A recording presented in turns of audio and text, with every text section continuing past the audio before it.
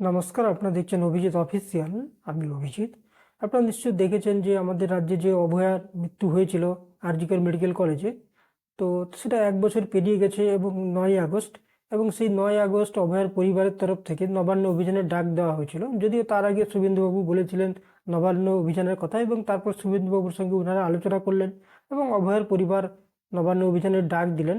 কিন্তু দেখা গেল সেই নবান্ন অভিযানে যেহেতু শুভেন্দুবাবু সাপোর্ট আগে থেকেই ছিল, শুভেন্দুবাবু সাপোর্ট করলেন যে বিজেপি সাপোর্ট করবে, এবং বিজেপি রাজ্য সভাপতি শ্রমিক ভট্টাচার্যও জানিয়ে দিলেন যে পতাকাহীনভাবে বিজেপির সমস্ত সমর্থক ওই নবান্ন অভিযানে অংশগ্রহণ করবেন।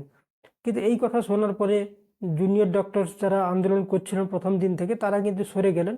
তারা বললেন যেখানে বিজেপি নেতারা পতাকাহীনভাবে থাকতে পারেন কিন্তু শুভেন্দুবাবু থাকবেন, সেই শুভেন্দুবাবুর মানে সরকারের দপ্তরই হচ্ছে সিবিআই, যাদের সম্বন্ধে এত অভিযোগ, তারা যেখানে থাকতেন আমরা আন্দোলনে থাকবো না। তো ওনারা সাইড হয়ে গেলেন।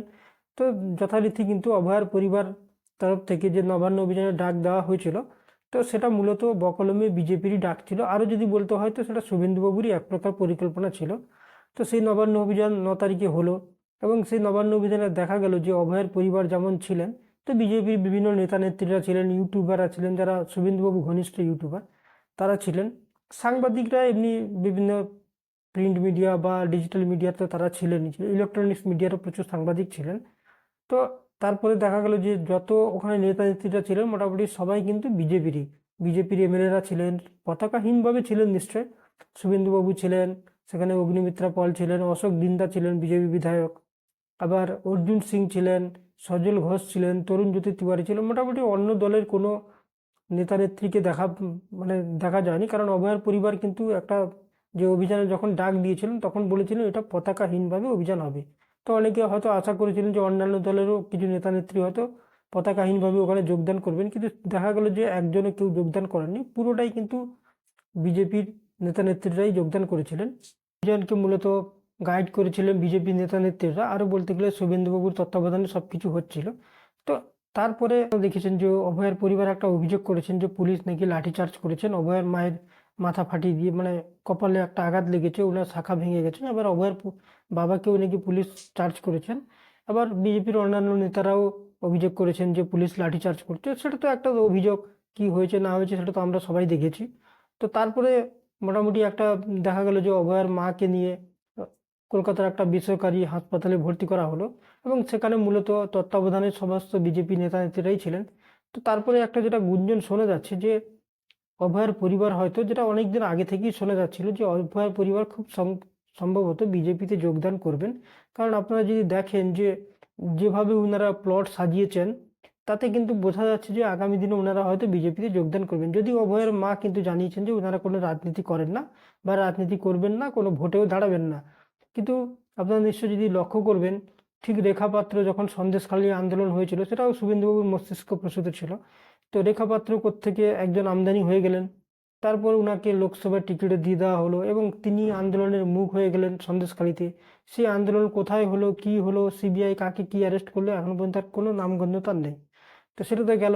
আপনারা জাস্টিস গাঙ্গুলির কথা শুনেছেন, উনিও মোটামুটি বিচারপতির আসনে বসে যেভাবে বিজেপির তাবেদারি করতো, তারপর হঠাৎ করে রিজাইন করে উনি বিজেপির টিকিটে দাঁড়িয়ে গেলেন, 5 দিনের মাথায় উনি টিকিটও পেয়ে গেলেন, এবং অভিযোগ করলেন কি না তৃণমূলের লোকেরা উনাকে বলেছিলেন মাঠে এসে লড়াই করতে, তাই তিনি মাঠে এসে লড়াই করলেন। তো আলটিমেটলি যেটা দেখা যাচ্ছে যে এই যে নবান্ন অভিযান হয়েছিল, অভয়ার মা যেটা বলছেন যে কে পুলিশ মেরে ওনার শাখা ভেঙে দিয়েছে, কপালে আঘাত হয়েছে, কিন্তু যেভাবে আঘাতটা হয়েছে, আঘাত তো নিশ্চয় হয়েছে দেখা যাচ্ছে।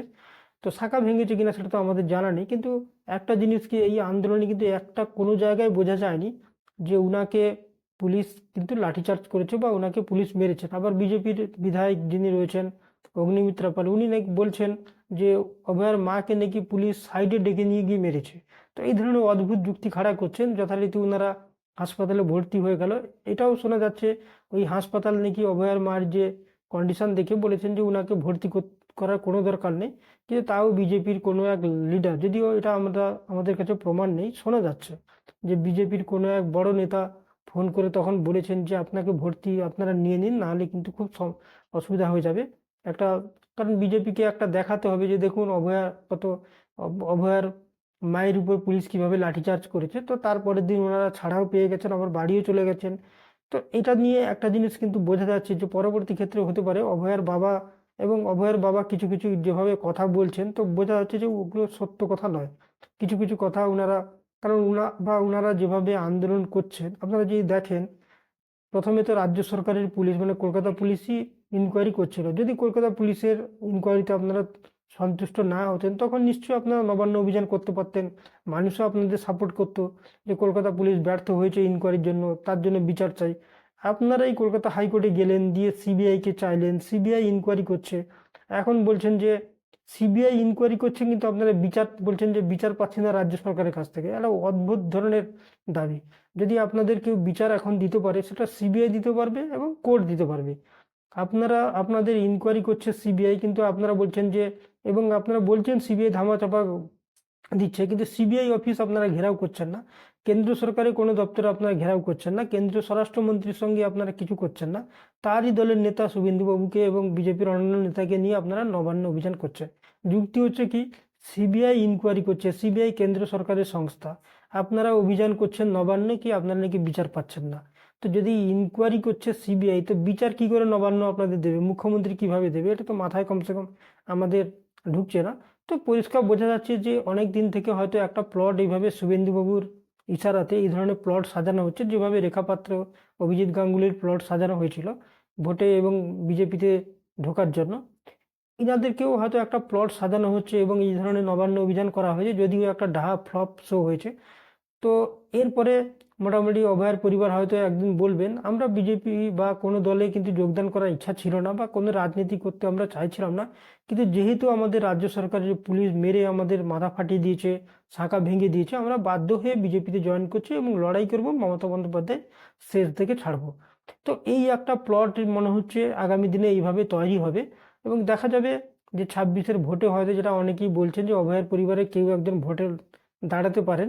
তো আমার মনে হচ্ছে এটা শুভেন্দুবাবুর যদি মস্তিষ্ক প্রসূত এইভাবে চলে, তো খুব সম্ভবত অভয়ের মা হয়তো কোনো একটা কেন্দ্রে দাঁড়াতে পারেন। এমন শোনা যাচ্ছে যে মুখ্যমন্ত্রী মমতা বন্দ্যোপাধ্যায়ের অপোজিটেও হয়তো বিজেপি ওনাকে দাঁড় করে দিতে পারে। তো আগামী দিনে কি হয় সেটা তো দেখার, কিন্তু যেভাবে অভয়ার মা বাবা এই নবান্ন অভিযানকে নিয়ে, এবং পরিষ্কার বোঝা যাচ্ছে যেহেতু ওনারা কোনো মানে ঝানু রাজনীতিবিদ না, তো পদে পদে উনাদের কিন্তু বিভিন্ন জিনিসগুলো ধরা পড়ে যাচ্ছে এবং বোঝা যাচ্ছে যে কেউ শিখিয়ে দিচ্ছে বা কারুর ইশারাতে উনারা কাজ করছেন। কারণ উনারা কিন্তু সহজ সরল মানুষ, এত ঘোলঘাপ বোঝেন না। এই বিজেপি লিডাররা যেভাবে উনাদেরকে বোঝাচ্ছেন, কারণ একটা ভিডিওতে আমি দেখছিলাম উনারা ব্যারিকেডের পাশে বসে আছেন, দিয়ে পুলিশকে ডাকছেন যে ব্যারিকেড কেন করা হয়েছে, কি পুলিশ আছে, আসুন জবাব দিন। আবার তারপরে ওনারা তখন বলছেন যে পুলিশ আমাকে মেরেছে, এবং তার পরবর্তী ক্ষেত্রে সে একই জায়গাতে বসে উনি বলছেন যে একজন সাংবাদিককে যে আমরা পুলিশকে ডাকলাম, পুলিশ এলো না। তখন সাংবাদিক বলে, হ্যাঁ আপনারা তো ডাকছিলেন পুলিশকে, পুলিশ একজনও আসেনি।